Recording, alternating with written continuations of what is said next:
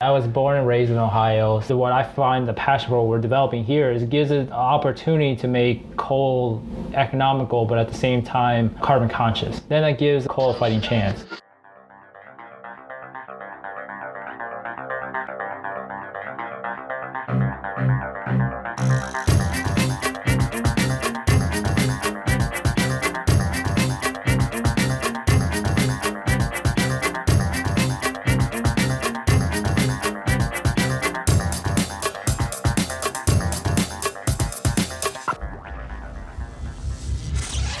This is EnergyCast, and I'm Jay Downhauer. Today we're talking about carbon capture, the process of separating carbon dioxide from the resulting flue gases whenever a fossil fuel like coal or natural gas is burned for energy. This was my entry into the energy sector nearly 10 years ago, and it is something that I found myself circling back towards in recent years. So why is carbon capture a big deal? Because if CO2 from power emissions can be captured instead of emitted, it would do more for net reductions of carbon than quadrupling renewable generation. Together, coal and natural gas make up 60% of the power generation in this country. Renewables make up less than 15%. Still, I am for an all-of-the-above approach to energy policy, which includes more of all types of energy, but any serious policymaker will tell you baseload fossil generation has to be part of that mix. Coal has taken a serious hit. 30% of the mix last year, down from over half of the energy portfolio 10 years ago.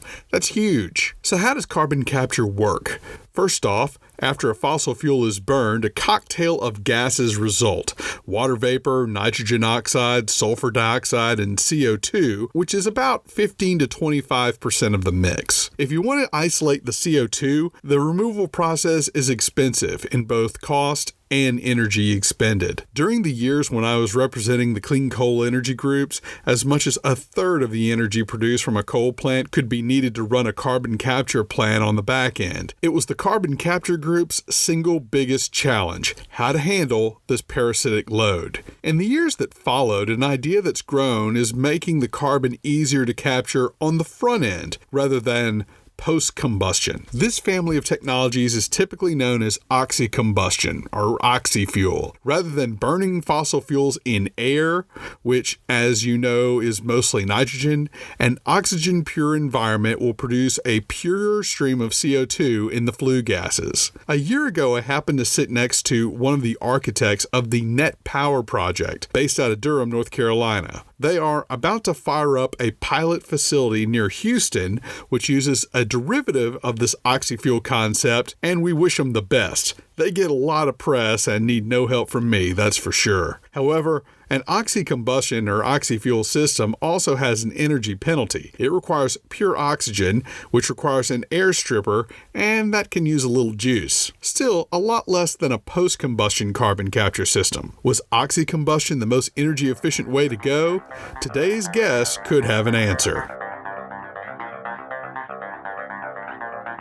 Today's guest is Dr. Andrew Tong, Assistant Research Professor at the Chemical Engineering School at The Ohio State University in Columbus. I met Andrew while researching a technical issue at work regarding boiler flue gases, completely unrelated to carbon capture. But if you've ever visited a university department, you'll see these big posters advertising research efforts underway, and one of them was about carbon capture. So, after Andrew helped me with my work issue, I asked him about the carbon capture technology they were developing, and he told me about chemical looping. The underlying technology has been around since the 50s, but the progress Andrew and his team at OSU have made is extraordinary. Essentially, the technology relies on small iron oxide pellets, which look like buckshot, and they are circulated or looped through a system. The oxygen in the iron oxide pellet is picked up by the carbon being burned, resulting in CO2. These pellets are light, inexpensive, and robust. They can make thousands of trips round and round, trading the oxygen with carbon and back again. The beauty of this process is that the iron oxide is doing the work that an air-stripped oxygen-pure environment would provide, hence very little extra energy to isolate the carbon dioxide. I'll let our guest explain this better. I hope you enjoy my conversation with Dr. Andrew Tong. We're here with Dr. Andrew Tong, OSU Chemical and Biomolecular Engineering Department at The Ohio State University. I always need to make sure that's correct. Andrew, let's start out with some basics for folks out there. Let's talk about the reason why your team developed this technology. Explain to the folks why capturing carbon is such an energy-intensive process. So in normal processes for CO2 capture, require the use of some type of system or unit in order to take CO2 from a low concentration, maybe in the 10% to 15%, and you put a lot of work into making it into a 99% purity stream so that you can either use it for other purposes or pump it underground for sequestration. So there's a lot of energy or a lot of work that's needed in order to concentrate it from a very dilute stream to a very concentrated stream. Because as we all know, when we burn fossil fuels, we're going to produce a CO2 stream, but it's also going to be very laden with nitrogen gases that are present in air or other dilutants. So we're trying to develop a type of technology that somewhat reduces or eliminates that need to concentrate the stream, which is what the whole purpose of the chemical looping technology is. Because there's such a large energy penalty, right? That's right. And when I was doing the Clean Coal Foundation, we were usually hearing stories like to add carbon capture onto a power plant, the rough rule of thumb, it'd almost be a third of the power that a power plant would produce, right? We call that the parasitic load. Yeah, it's about a third of the power plant, and even if you look at the footprint of a power plant, if you put a post-combustion CO2 capture process onto it, it would take up almost the equivalent to the size of the boiler itself. So it's a very capital-intensive project. Overall, people have done capital cost assessments. The Department of Energy has done quite a few of them. They're showing numbers that around 70% increase in the cost of electricity just because of the sheer capital cost investment, plus the energy penalty with the work required to concentrate that stream. So the big challenge was the parasitic load. How do we capture carbon without basically having to build a third power plant for every three that we build? Yeah. And so the department here has come up with a chemical looping technology. Explain to us essentially what that is. Yeah, so the chemical looping concept, and what we'll talk about mainly today, is the use of a type of metal oxide or metal sulfate as a way to take oxygen from air and supply it to the fuel source. This metal oxide as a solid would directly provide oxygen to carbonaceous fuel like fossil fuels like coal or biomass or natural gas, and that would convert it to essentially a stream of carbon dioxide and steam. And by condensing out the steam, you have a very concentrated stream of CO2 that doesn't require much more processing, where before you need to transport for sequestration or use afterwards. How do you explain it to your grandmother? How to explain it to my grandmother? Oh, it's like using rust to provide oxygen to a fuel. But essentially what you're doing is, rather than it being a more energy intensive phenomenon, you're using a metal oxide to do the work that a lot of energy would have been doing. If you were able to remove the nitrogen from air and just directly react it with the carbon like coal to produce a pure stream of CO2, that would eliminate the need for any concentration, because you get that pure stream of CO2 directly. Chemical looping is just doing that route, except instead of having to take the oxygen from air directly and pumping it into the fossil fuel, you're actually just taking that oxygen from the metal oxide to do that step. And then that produces the CO2, that produces the heat that you need for the process. It's like a non-combustion way of burning the coal. What about the other impurities in feedstocks like coal? You talked about this earlier, that CO2 is a very small component of what you would consider the constituent flue gases that would be coming out of the combustion process. Other things include particulate matter, nitrogen oxide, sulfur dioxide. How are they handled in this process? When we think about the coal industry back in the 1970s, a big part of the research effort was trying to reduce the amount of nitrogen oxides and sulfurs that are emitted to causing acid rain. A lot of the reasons why there's a lot of NOx that's emitted from power plants is, one is that there's nitrogen that is inherently available in the coal, and then in addition to that is the temperature at which you operate at. If you operate very high, you can actually take that nitrogen from air and then form nitrogen oxide that can be emitted. In the chemical looping aspect, we are trying to operate at a relatively mild temperature between 1100 or 1000 degrees Celsius, so that you don't have the thermal NOx formation that you would have present if you were just burning coal or fossil fuels directly. That NOx that's already present in coal will still be emitted. It'll come out of one of the reactors, which still requires some type of scrubbing to remove that NOx formation. You said you weren't burning as hot. That's something that seems to be a little bit bit counter to everything we always hear about coal boiler technology. We're at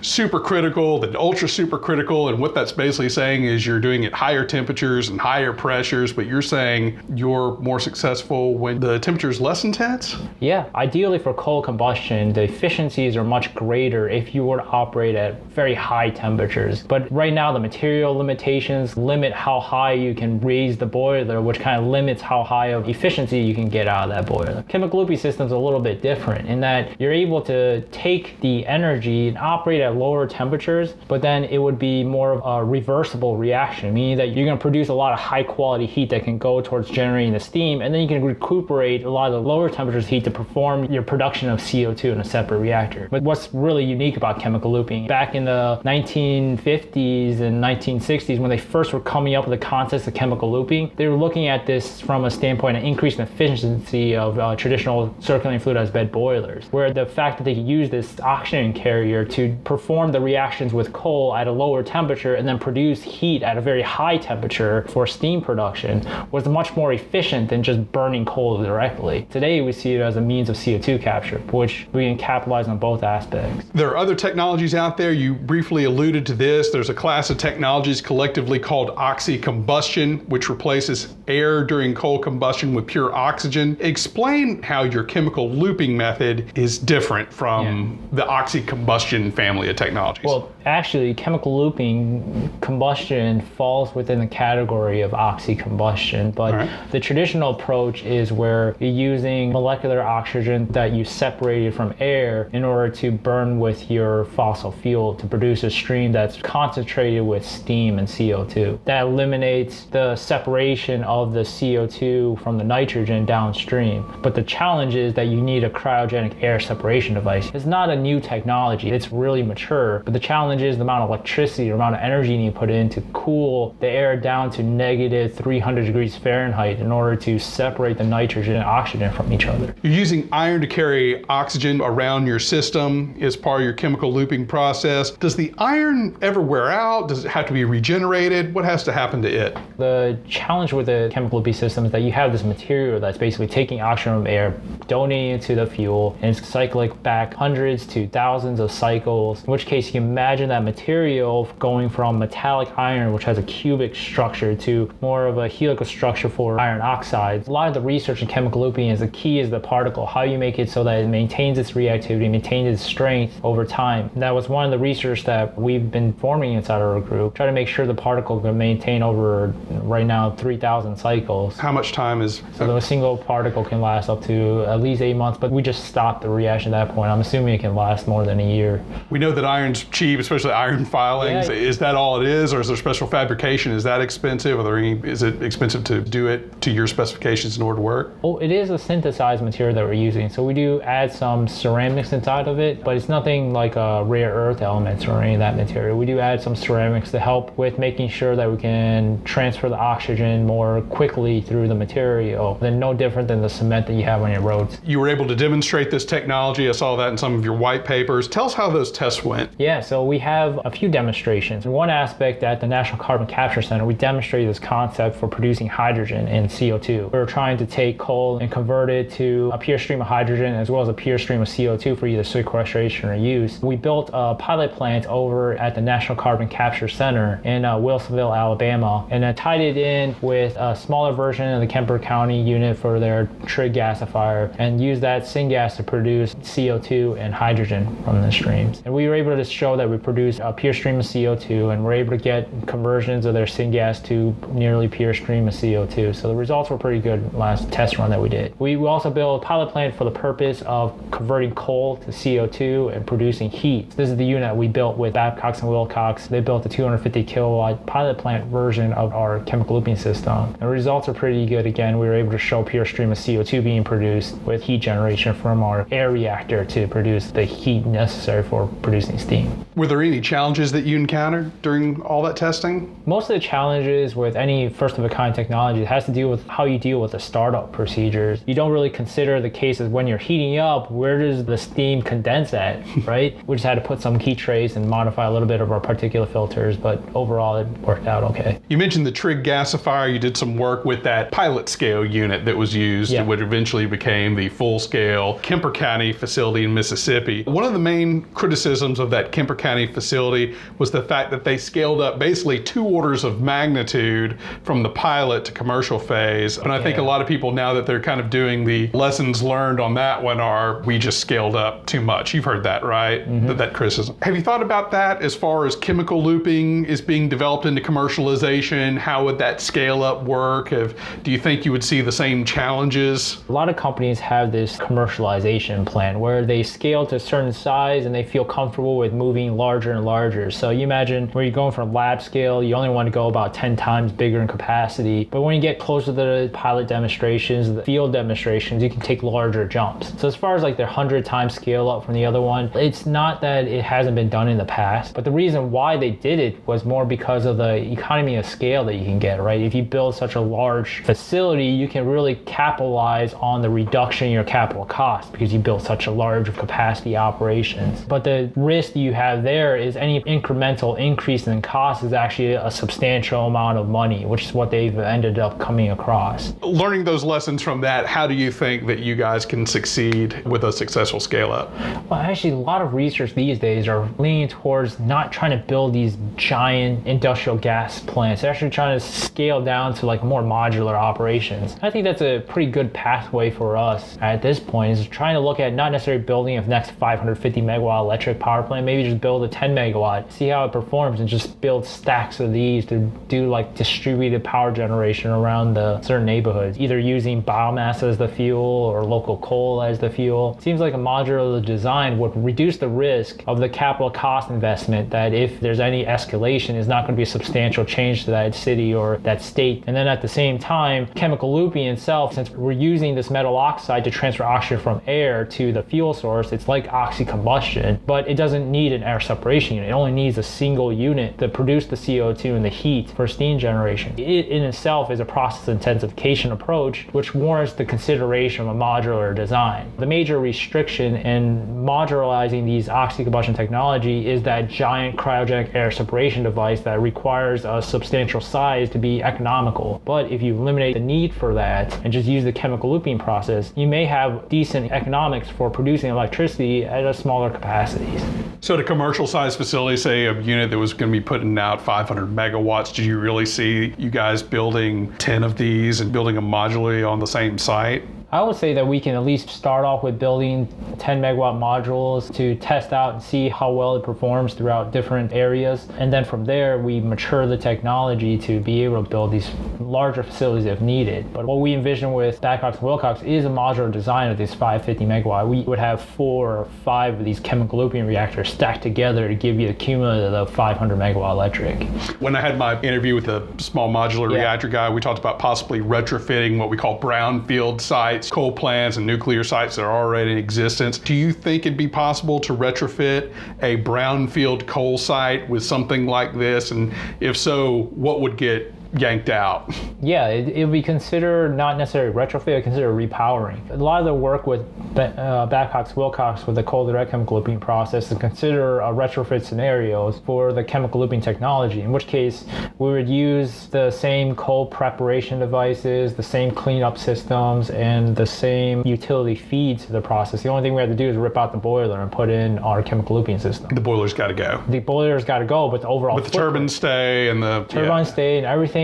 So you imagine that the overall footprint of the plant doesn't really change. Granted, the boiler is the heart of the plant, so ripping it out would be ripping out the heart and replacing it with something new. But, crane it in. Yeah, exactly. So we'll still have to do some fitting, but when you do this repowering case, the overall footprint of the plant stays about the same, as opposed to post-combustion CO2 capture, which you basically build on another site to your power plant. And not to knock the guys who are doing the carbon capture work, but I would have to think that it'd be more cost effective to retrofit the boiler than it would be to add the CCS system at the end. I would say yes, it'll be more cost effective because we're no longer looking in terms of how much money or energy we're going to lose to power this thing that we built on the side, because obviously we have to put a bunch of power in there to try to take the CO2 out. Now we're just saying is how we make this new boiler work so that we can make the most efficient electricity out of it. So it's kind of a different mindset assets that you're looking at. But the one thing to also consider is that post-combustion CO2 capture, even though you build a plant next to it, you don't have to shut down the power plant that's already operating, right? You only have to tie in the lines when everything is already built up. Power plant's got to come down in the case of repowering, and then that has to come down until you're done with your chemical looping installation. That could take a long time. It could take a long time. It could be a lot of lost revenue too. Yeah, that's a good point. We talk about gasification a lot on this program in its different forms. The first time it was brought up was our biomass episode. It was a major point of contention also during my TXU series. When that utility was trying to build a dozen units in Texas, a lot of its critics were like, why don't you focus on gasification? How does this technology compare to gasification, and what are some of the benefits you see over gasification? Okay. In the general sense of chemical looping, since we're trying to just use this metal to transfer oxygen from air to the fuel, technically it can also be done for purpose of gasification too. So the one that we're doing with Babcock's and Wilcox for is mainly to produce oxy-combustion CO2 capture with power generation. Those economies for the purpose of electricity seem to be the most favorable. One of the things we are looking at is using the metal oxide or chemical looping. Since it doesn't require an air separation unit, we can actually gasify biomass too and produce a syngas stream that's not laden by nitrogen that can be used for electricity and chemicals production. Reading up on this, it looks like you were able to process coal, biomass, natural gas, and syngas. First of all, did you do lignite, or was it just we did those mid-grade? A whole different slates of coal. We did lignite, subbituminous, bituminous, and anthracite coals. Yeah. And then what about petroleum coke? Petroleum coke, we did do some tests with. So if we're looking at the different complexities of each, generally the younger the coal, starting with, or not even coal, starting with biomass, it has the most volatile matter, so it's fairly the easiest to convert. And then anthracite is a little less reactive overall, because usually we try to react with the volatile matter to get the most conversions out of our materials. Oh, and your question about pet coke. Yeah, pet coke we can process, and the challenge there is the sulfur content actually. So if there's a lot of sulfur in it, it'll end up reacting with our materials, so we have to control the sulfur emissions from two gas outlets in our process. I was interested to see that you also may have a solution for creating hydrogen. Yeah, so with a metal oxide material, it becomes a very good oxidizing agent, meaning that it's able to pick up oxygen from more things than necessarily just oxygen from air, particularly with steam, for instance. If we reduce the material to a low enough oxidation state, it's picking the oxygen out of the water molecules in the steam? Exactly. It's picking it out of the H2O to produce hydrogen directly from the process. It's actually called just the steam iron reaction. So we would send in coal or natural gas or syngas into what we call the reducer reactor. That'll drain the oxygen out of the metal to a metallic state, and then from there go into another reactor where we introduce steam, and the steam would provide oxygen back to that metallic iron to produce a pure stream of hydrogen coming out. So could the hydrogen also be basically cogened in the same facility Exactly. that's doing, okay. Yeah. So we're able to use this process to produce high purity hydrogen that can then go to either some kind of gas turbine for electricity generation, or it could be for upgrading a chemical plant. And then it has another system where you can provide oxygen to the metal to produce heat for steam generation to drive steam turbines for power generation. Because you'd be using the coal for both creating hydrogen and for also generating heat and making electricity and all that. This last question, and this is one where we talked about this a little bit earlier. This is might be a little bit more fun question. I started out working with coal guys. I've had guests on, including environmentalists, who say you have to have coal in the mix and it needs to be carbon free, which certainly is what the mission that you guys are after. We've talked before, and you had some strong feelings about what this means for the industry. What does it mean for you to develop a process such as this? I was born and raised in Ohio, so when I first joined Ohio State, my first research topic was on CO2 capture, particularly with coal-fired power plants. What I find the passion for what we're developing here is it gives it an opportunity to make coal economical, but at the same time carbon conscious. We can find a technology that's able to produce electricity at equivalent to what you produce with natural gas at the similar cost, also without the CO2 emissions involved in the process. Then that gives coal a fighting chance. All right. We're going to finish up with what I always love doing. It's the lightning round of your thoughts on different energy technologies. Just very quick answer, starting with natural gas. I believe natural gas is better for chemicals production from the aspect, since it's so easy to process and transport. It is definitely an easy fuel to use for electricity generation, but one of the challenges is building the infrastructure necessary to provide for both power and heating of homes. But I feel like if we can utilize it more for chemicals production, it can really reduce our costs in that that area. Crude oil. Great transportation fuel. However, I feel electric cars may be something coming to at least the United States as a major factor. Nuclear. It's a good place with minimal amount of CO2 emissions. It's a good place for electricity generation. Only challenges on the safety aspects of it. Coal. I definitely feel it's for power generation. It has a lot of stuff in coal that kind of limited to either producing syngas for chemicals or for mainly for power generation. I feel like it's a very good for power generation. Wind. It's a good renewable energy for electricity generation. I feel like what should fall in that mix that a lot of your experts have talked about in the past. Wind, solar, electricity, but it's really depending on what area and where you live that can be used. Solar. Similar case. It's a great renewable energy. It's just a matter of whether you live in an area that can capitalize on that much solar energy. Biofuels. In the future, I do feel like everything's going to switch over to either renewable energies from hydro and wind and solar. But there still needs to be a carbon source for the purpose of your transportation fuels or chemicals producing. I feel biomass would fit that role. Fuel cells. It's a good way to produce electricity from the hydrogen source or from natural gas and electricity. I do feel it would be a transition means of which to produce electricity before we go into carbon-free emissions. Hydroelectric. Similar to all the renewable fuels, it fits in depending on where you're located to maximize the potential for electricity production. Geothermal. It's a similar case. If you live in that area to produce a good amount of electricity, I don't feel any different there. Electric vehicles. Electric vehicles, yeah. Mentioned that earlier. Yeah, I feel like there's a Department of Energy has a pretty good idea where they're trying to encourage people to purchase electric vehicles so then they can centralize the CO2 emissions to the power plants and then focus their CO2 controls on these localized, hot, concentrated areas. Because right now the biggest challenge is even if we address the power plants, a lot of the CO2 is still emitted from the transportation area. And then finally, nuclear fusion. Nuclear fusion is just like any other technology developing like chemical looping, is still maturing. I think that right now the challenge is the amount of energy they need to put in is greater than the amount of energy they're getting out. And so until that's taken care of, and still the idea of like how much capital cost investments needed, it still has a way to go. But if that works, then we're all out of business, right? It sure is. All right, Andrew Tong, thank you so much for your time. Thank you for having me, Jay. You bet. That was Andrew Tong, Assistant Research Professor at The Ohio State University in Columbus. The chemical looping effort at OSU is under the guidance of Dr. L.S. Fan, one of the world's preeminent authorities on chemical looping. Their research was aided by funding from the Department of Energy, and we certainly look forward to seeing how this technology progresses. Special thanks again to Andrew for taking me around the school and checking out the equipment. You can find pictures of that and more on Instagram at Host Energy and online at energy-cast.com. All guests are sent the raw and finished recordings the week of release to ensure they are represented accurately. So far, no complaints. Music was produced by Sean Stroop at Stroop Loops.